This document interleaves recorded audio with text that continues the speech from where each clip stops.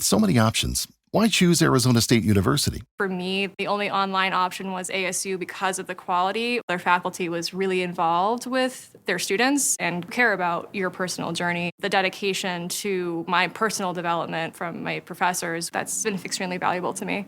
Earn your degree from the nation's most innovative university. Online. That's a degree better. Explore more than 300 undergraduate, graduate, and certificate programs at asuonline.asu.edu.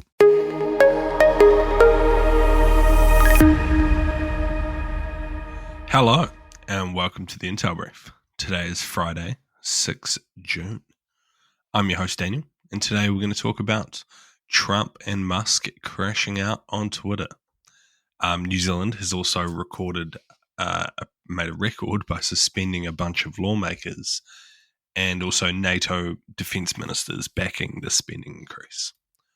So firstly, US President Donald Trump and his former advisor Elon Musk have made a very public falling out. As Trump hosted the German Chancellor Friedrich Merz in the White House, the US President expressed his disappointment with Musk over his public criticism of Trump's tax and spending bill that is up for approval in the Senate. Trump said he didn't know if his great relationship with Musk would remain the same after the billionaire slammed the bill on social media as a disgusting abomination. Look, Elon and I have a great relationship. I don't know if we will anymore. I was surprised, Trump told reporters in the Oval Office. Trump claimed Musk's opposition to the bill was driven by his elimination of tax credits for electric vehicles, which would potentially hurt Tesla. The US president later posted on his social media platform Truth that Musk just went crazy after I took away the EV mandate. Musk, however, says his opposition to the bill is because it would increase the federal deficits, posting on X on Wednesday that Congress was spending America into bankruptcy. It was part of a barrage of spinning posts that Musk launched on Wednesday evening. His post then moved from politics to personal, with Musk linking Trump to convicted sex offender Jeffrey Epstein. So what? I mean, this is probably the most public political crashing out I've ever seen. It's pretty wild. And I mean, something people kind of expected, as their personalities were suspected to have not got along for a long period of time. And also, like, their ideals don't really line up. Like, Trump definitely used Musk as like A, money, and B, like this idea of Doge that Trump didn't really give a fuck about, clearly. So yeah, I don't know.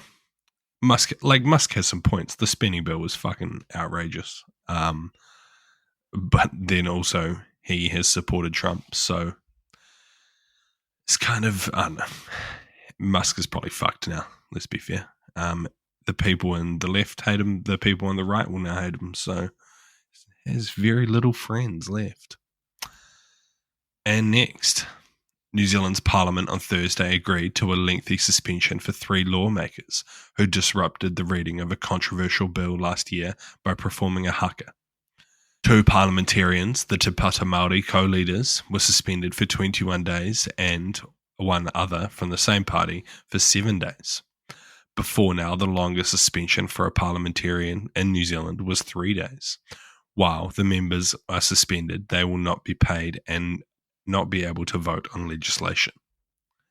The bill being read at the time of the incident last November, which was widely unpopular and has since been voted down, would have rewritten a 185-year-old treaty between the British Crown and Māori tribal leaders. It was pretty controversial, and as a Kiwi, it was pretty wild to see. In May, a Parliamentarian Privileges Committee recommended that the 3 be suspended for acting in a manner that could have an effect to intimidate other members in the House. So what? While I understand that they wanted to voice their opinion against the bill, I don't think this is the right way to go about it. I mean, it went viral on fucking social media, but it's not the way a politician should be conducting their business. We need to be a professional society and act in a manner according to that. I think it did have a bit of support for people in New Zealand, but I don't know. It seemed a bit chauvinistic, and they could have just, voiced their opposition to the bill, which did just get voted out anyway. So, yeah, we'll see. And lastly, there has been broad agreements between NATO allies that to hike defence spending to a target of 5% of gross domestic product. NATO Secretary-General Mark Rutte said allies were ready to ramp up the target following a meeting of defence ministers in Brussels. There is broad support, he said, chairing talks at the alliance's headquarters. We're really close, and added that he has a total confidence that they're going to get there by the next NATO summit taking place in The Hague within 3 weeks. NATO members currently commit at least 2% of GDP on military expenditure, a target which only 1/3 of the alliance doesn't meet. However, this is only a recent change. The people that don't meet it are currently Portugal, Italy, Canada, Belgium, and Spain, who all sit below the 2% threshold. Last month, Germany accepted in principle the demand from the US that NATO members raise the defence spending to 5% of GDP. Germany only just got over the 2% mark. So what? This is pretty massive change. 5% of GDP is huge. While it sounds, it sounds like just a number. For so long, like you think about the size of the Canadian military, for example, and they're currently running on 1.37% of GDP. So that would be an almost tripling of the current budget for the Canadian Defence Force. Like that's a massive change for them. It's awesome for defence and security, and highly likely necessary in this current time, as if all countries did raise to 5%, I mean, Russia doesn't have a chance of beating NATO now, but there would be zero chance at that point.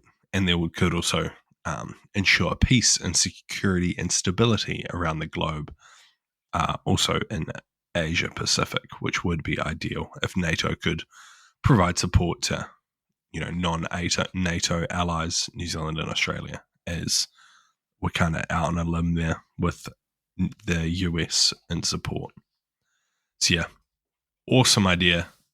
Be interesting to see if countries actually achieve it, as other countries like Portugal, Italy, and Spain don't have the greatest economies, and they're battling like massive issues with,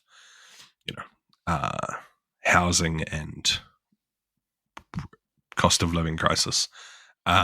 So like tripling their defense budgets could be pretty tough, but we'll see. It's a good idea. If some of the alliance like Germany and stuff do get to 5%, it could be pretty awesome, but I don't think others will.